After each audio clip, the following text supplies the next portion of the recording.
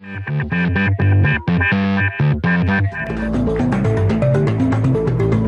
the best of the rest of the news, in last month's State of the Union address, President Obama urged members of Congress to raise the federal minimum wage to $9 an hour and automatically adjust it with inflation and the cost of living. Well, it appears some members of Congress were listening and want to do even more to help the American people.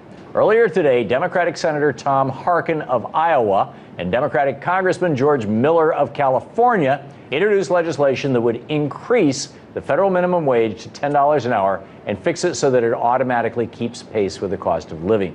The measure would also raise the minimum wage for tipped workers like restaurant servers. Right now, millions of Americans are struggling to survive, living paycheck to paycheck. Meanwhile, corporate profits and CEO pay are higher than they've ever been before. So, isn't it time to go along with Senator Harkin and Congressman Miller and raise the minimum wage to $10 an hour for the benefit of all Americans? Let's see what my next guest thinks. Joining me now from our Miami studio is Neil Asbury, pro-business advocate and host of the Truth for America radio show. Neil, welcome back. Hey, Tom, thanks for having me back. Great to see you. What's wrong with raising the minimum wage? Isn't it just a reasonable thing to say that in the richest country on earth, we shouldn't have people working for slave wages?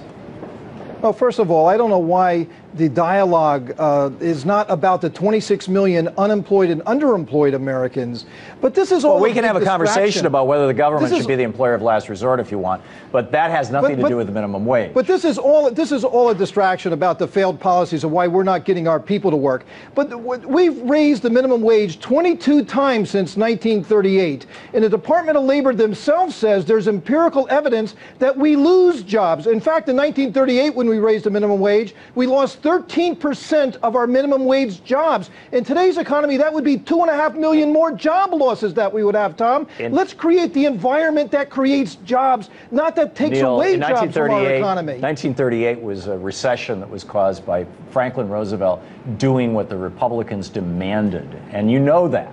In 1937, he dialed back the New Deal, and it threw us back into recession. We had a job crisis in 1938, and we have a job crisis today. And it had nothing to do with the minimum wage, Neil. It had to do with Republican policies being followed by President Roosevelt. Come on, I mean, you have to own this. The Department of Labor says that we lose jobs. No, they don't. The Department of Labor does not say that. The Department of Labor does not say that. Absolutely. And nobody has ever demonstrated that. There is no correlation. There's empirical evidence that I subscribe to that says we do lose jobs. But Tom, the bigger issue here is let's create an environment where we can create jobs. I don't want our workers to make $9 an hour. I mean, we're trying to create the sort of jobs that we lost in this country many years ago for good reasons. We don't want Bangladesh type of jobs in this country. We want jobs that pay good wages and pay benefits. So what's wrong, Neil? Let's create an environment to where risk takers and entrepreneurs are going to get out there and create the good-paying jobs, Neil, you're not an the bad-paying jobs. You're an employer, right? Absolutely. I employ 300 people. Okay. Do you pay more than $9 an hour? Oh, absolutely. In fact, I can attract, and that's why the free market works. And minimum wages, let's face it, Tom, most of the people who are making minimum wage are the people who are having the biggest problems. Shouldn't we be saying to employers like you and me and everybody else, if you can't pay at least $9, and in the case of the Harkin-Miller proposal, $10 an hour, if you can't pay at least $9 or $10 an hour, if you can't pay enough to keep people out of poverty, you have no business running a business. That's right.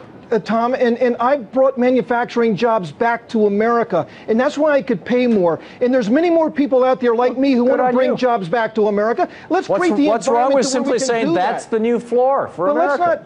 Let's not send a message to these people that America doesn't listen to its risk takers and entrepreneurs, and it's trying to make things more difficult. Raising taxes, runaway health care costs, regulation, and now you want to raise the minimum wage at this very delicate time. Tax rates are at historic lows. The high tax rates were in the 40s, 50s, 60s, and 70s when we were doing right up to 1986. They were above 70%. We were doing very well, thank you very much. Actually, above 50% by 86. Well, Tom, we're not doing well now. We got 26 million unemployed Americans. Reagan dropped tax. Yeah, I agree with you, Neil. 32 years of Reaganomics has destroyed the middle class of this country. I absolutely agree with you. And 8 years of Clintonomics. What about that, Tom? I mean, a lot of Clintonomics, my recollection is brought us a balanced budget. Clintonomics was just an extension of Reaganomics. Yeah, well, so let's get back to that time. I agree. Let's get back to that time to where entrepreneurs felt like they could walk through walls and they were ready to take their hard-earned money and invest it. Pre-Reagan, then if we inflation adjust the minimum wage. No, not to the Carter years, please. Not to the Carter years. Okay, let's go back before the Carter years then. Let's go back to 1968. If we were to adjust,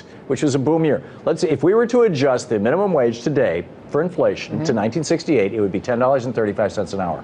What's wrong with that?